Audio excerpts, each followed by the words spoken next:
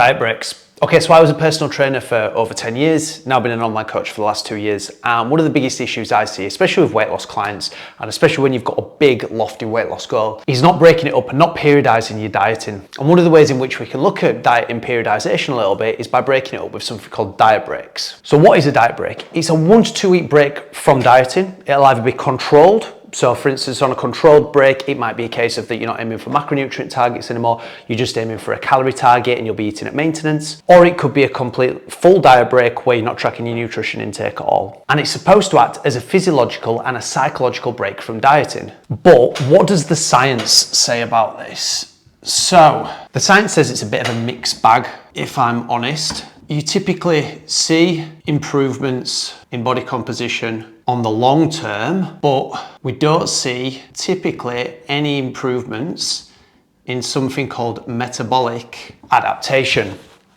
So metabolic adaptation is, and this does happen to a degree, not to what people expect it does, but as we are dieting, our metabolism does ever so slightly decrease a little bit. And there's lots of factors that come into that. One of the theories behind having a diet break was that hopefully this would help reduce metabolic adaptation, having a 1 to 2 week break at maintenance, but there hasn't been many, if any, actually recorded studies so far showing improvements in that. But what we do typically tend to see is when people do take diet breaks, over the long term, they do tend to be able to adhere to the diet longer and therefore lose more weight. As a calorie deficit goes along, typically it does tend to become harder because that's when, willpower starts to fade a little bit. We tend to get a little bit bored of the diet. Hunger might get a bit more aggressive. So that's why putting in these 1 to 2 week diet breaks along a dieting phase can just break up that monotonous nature of a diet and hopefully gives a little bit of a psychological break from dieting. So I definitely agree that it gives people a psychological break from dieting, but with the physiological, that's still probably up for debate a little bit. However, where I would see it is useful is that typically when people take a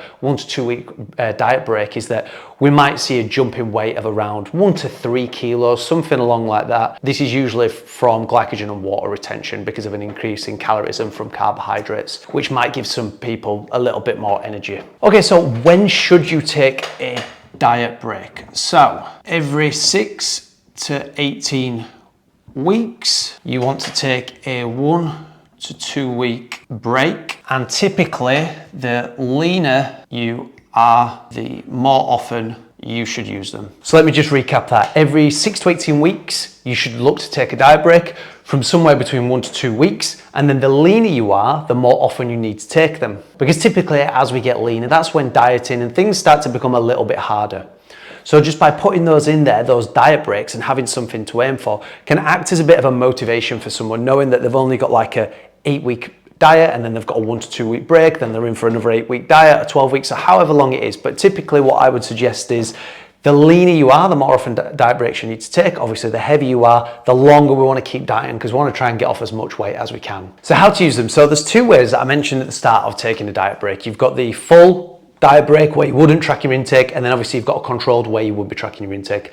My personal favorite method is the full diet break because the diet break for me acts as more of a psychological break for people. So just having that 1 week break from, or 2 week break from tracking your intake can act as a psychological break and just a bit of a boost overall in motivation. So for me, this is how I prefer to take diet breaks. So no tracking, stick to regular meal times, keep to training schedule, keep steps high. So this is how I typically would take a diet break with a client. So it'd be 1 to 2 weeks.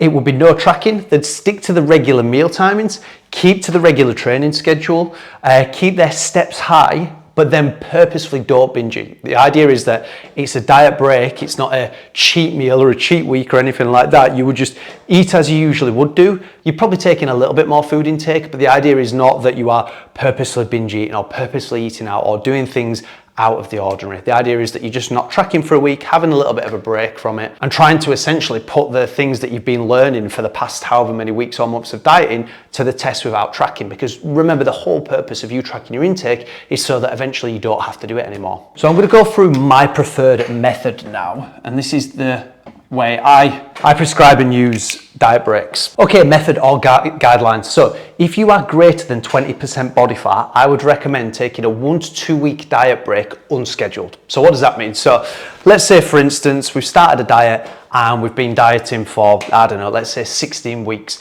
And in that 16 weeks, we've dropped calories once, we've hit that 16th week, and the last 2 weeks, we've not lost any weight. Reducing your calorie intake should be one of the last steps we take. So what I would suggest here is taking a 1 to 2 week diet break. Just having a 1 to 2 week diet break where we're going to be back at maintenance calories, hopefully. We're going to have a little bit of a psychological break from dieting. For me, this would be a perfect opportunity to just have a little bit of a break, come back in, start dieting again on the calories, and then hopefully weight will reduce down. If it doesn't, that's where we can look at other things and potentially look at dropping weight. And the reason why I say this is because remember, in terms of physiologically, there's not that many benefits from actually taking a diet break. It seems to be more of a psychological break. So if somebody's not lost any weight and they're kind of a bit, down on themselves and a bit frustrated that they've not lost any weight, then it might just be a little bit of a good time to try and stop it early in the tracks before motivation lags too long and have that diet break there. So then when they come back, they can start losing weight again, hopefully on those calories. However, the other place you can have it scheduled, and that's what we're going to come into now, is if you're less than 20% body fat, I'd be taking 1 to 2 weeks scheduled. So the first diet break I might look to set at week 8, but then we might get to week 8 and that person's losing weight really well and they don't want to take it, so we might push it back to week 12.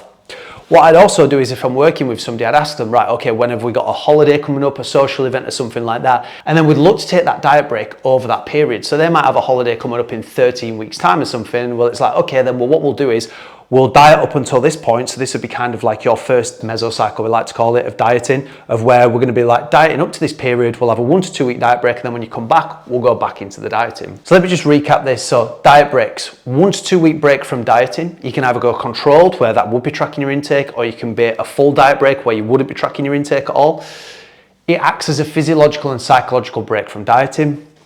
The science around it is a mixed bag, but typically we do tend to see improvements in the long term in terms of body composition and adherence to the diet using diet breaks, just because we are having that 1 to 2 week break. In terms of metabolic adaptation, there's not really that many improvements we've seen just yet anyway from using diet breaks. When I would recommend taking one every 6 to 18 weeks, taking a 1 to 2 week diet break, the leaner you are, the more often you should take them. How you should take it, so this is my preferred method. What I'm going to go through now is no tracking, sticking to your regular meal times, keeping your steps high, keeping to your training schedule, and remember not to purposefully binge eat. If you're greater than 20% body fat, I wouldn't schedule one, I just take them as and when needed. If you are less than 20% body fat, I'd schedule it in when you've got a holiday or social events on, I'd schedule the diet break in. If you don't have any of those coming up though, I'd look to probably take the first diet break at around maybe week 8, and then if we're still feeling good, maybe push it back to week 12. But I would definitely around week 12 be looking to take one